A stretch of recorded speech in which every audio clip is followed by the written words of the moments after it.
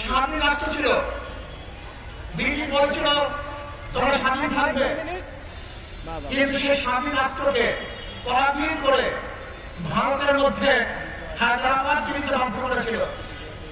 আপনারা জানেন কাশ্মীর স্বাধীন রাষ্ট্র ছিল, কিন্তু ভারত সেই স্বাধীনতাকে দূর করে আজকে তাদেরকে গোলামি করতে বাধ্য করেছে। আজকে বাংলাদেশ স্বাধীন, ভারতের স্বাধীন হয়েছে, কিন্তু লেন্দু দর্জির মতো শেখ হাসিনাকে আর এক মুখ্যমন্ত্রী তৈরি করে ওদের গোলামি বানাবার চক্রান্ত করেছিল।